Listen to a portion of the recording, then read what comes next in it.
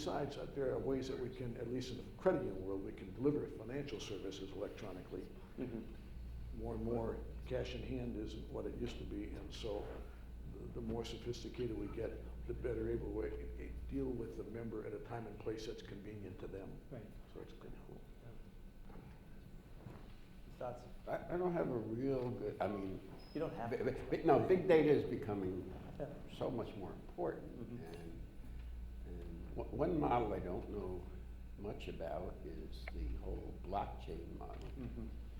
But I'm not sure if that could somehow be made into a cooperative Right. model. Yeah. And so you control the data in kind of an ethical Right. way. I wish I knew more about that, but Yeah. I've tried to know more about it, and that crystal ball is terrifically hazy for me. But I feel like there's some, fantastic examples of cooperative information sharing based on technology that, co-ops of all types have come together to do that in the last 20 years, and so that's kind of one aspect. So that's sort of using other people's technology, but in a way that is where the businesses themselves, the co-op businesses, own that technology and have Right. that information and continue Mm-hmm. to have a stake in it. I guess I think steel was brought up and bushel of corn, and then I think of electricity. Mm-hmm. And electricity actually was an incredibly important commodity, which then was, as we know, distributed through on a co-op way. And I think there was when we get to a boiling point or frustration with the way really, really important commodities are controlled in our country, we have tended, and I'm just going to talk about the U.S., we've tended to do something about it. And I'm probably not the only one that's read a little bit about Facebook, and I just sort of wonder, some of the solutions are, could we have a more open marketplace where there were a lot more Facebooks and a lot more Googles? And if that happens, for whatever reason, whether it's through benign circumstances or not, will a co-op model be ready? And I do think that, again, with the advances in technology, a consumer-owned platform cooperatives may actually be in our future. Right. Good. Yeah. Okay. Thanks, Ann. All right. Let's talk a little bit more about impact, and this is thinking about the in kind of leveraging the panel earlier this afternoon, and that framework that the panel talked about, the ABCs of cooperative impact, and then the stories that we heard from some of our great leaders. Co-ops, obviously, they provide access to markets, they give you market power, increase income.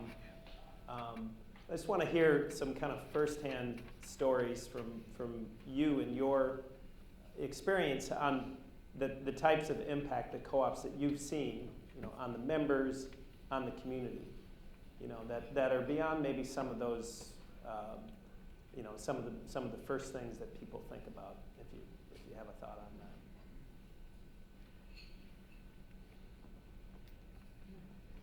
And you don't have to.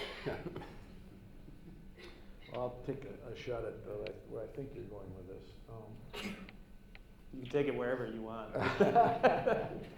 So credit unions, and that's my focus obviously, credit unions, by being member-centric as opposed to profit-centric, reach out and do the things that financial institutions should.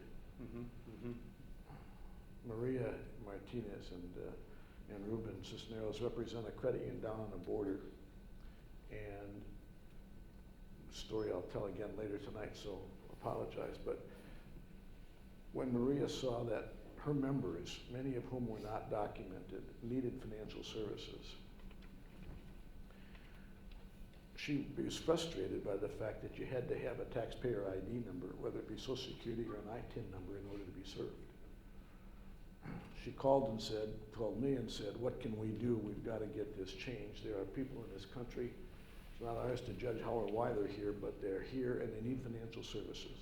They can't just keep going into check cashing shops and get ripped off on the price of cashing a check, and then have money in their back pocket as they walk out the door, because that's not healthy financially, it's not healthy physically. People know that money's in your back pocket. We've got to have them get access to financial services. And so she passionately told me that story, and I was able to go to the regulator and tell them that story, and they were able to go to Treasury and tell that story.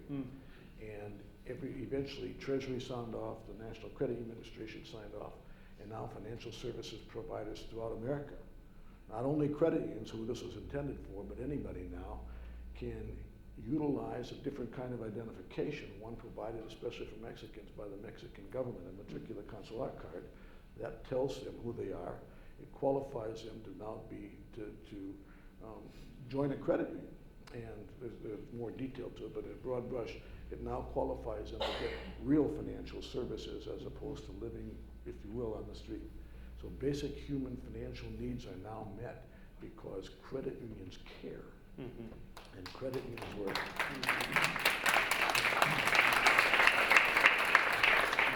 If they had been left to the for-profit world, they didn't see enough money in it to care like Maria and Ruben. Right. I mean, it's interesting you talk about the old idea of market access, but what's happened actually in the Northeast in the past few years is market access has become, in the dairy co-op world, really important. Because, again, with this consolidation of people to buy milk, a lot of non-cooperative farmers found themselves without a market. And for first time in a long time, they realized the value of a cooperative, that it was market access. But, I would say one of the other things that we've got quite an effort on, and because we operate in New England and New York State, so our farmers we have a lot of consumers, right around our farms. It's not like we're in the middle of Kansas. So we run a lot of programs trying to get the people to understand what farming is about. So we run a program called Open Farm Sunday, hugely popular, where consumers come out to member farms. They open up their farms. They'll get hundreds of people. And they ask all the questions that they, when they drive by the farm and they see the calf in a pen, they'll think that's cruel, okay? But when they come on the farm and they can talk to the farmer, they understand why that happens. So I'd say those programs have been hugely successful in having people understand more about farming, bringing the farmer and the community together, understanding that farmers are stewards of the land. So that's one of the things nobody else in our area, except co-ops, and pretty much us, is doing something like this to try to bring the community and farmers closer together. Good example. Impact? Yeah, I guess I have to give a shout out to the home care co-ops that I've been working with for the last few years.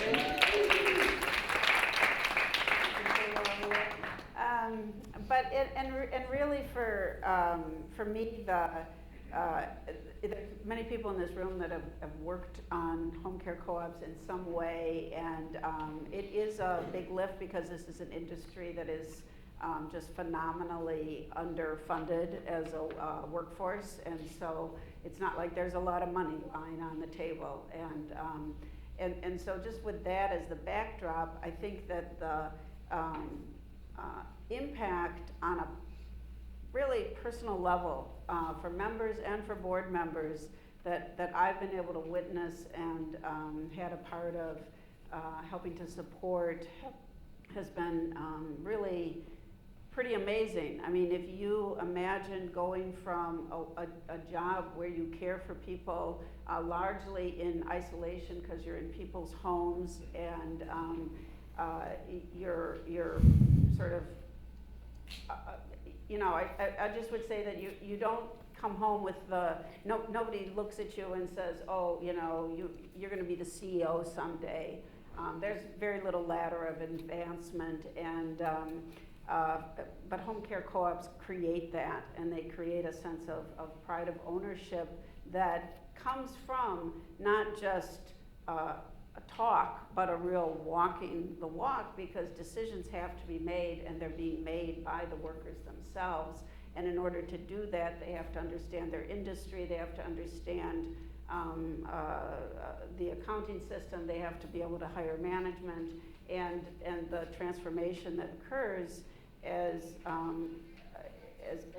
people are sort of forced into that position is wonderful to see. And I think it's an impact that started, as many of us know, with, you know, CHCA in the Bronx, but just has continued to have a huge ripple effect of inspiration. And I believe now the inspiration is coming from the other members and leaders of the home care co-ops, rather from those of us who were helping to start them. Mm-hmm. So that to me is true, that's where you see the true impact. Right, yeah.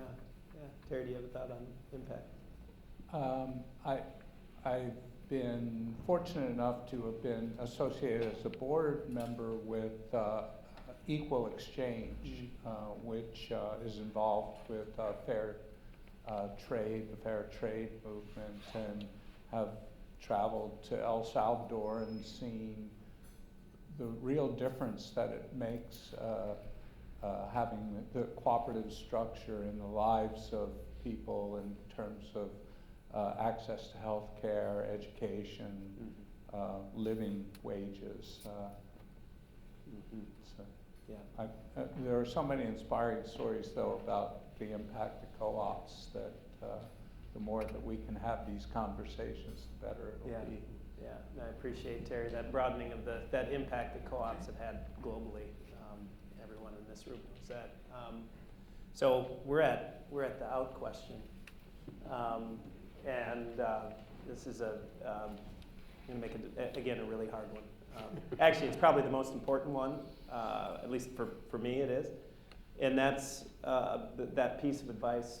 The thing I didn't ask, but you know, you have this is your core cooperative community, really, in the United States, and they're here to respect and celebrate, and they're here this afternoon because they want to listen to you. They know that you're among the most, you know, knowledgeable, experienced, successful visionary, and so, you know, tell us what to do. No, just that'd be fine. You can do that. We don't have time.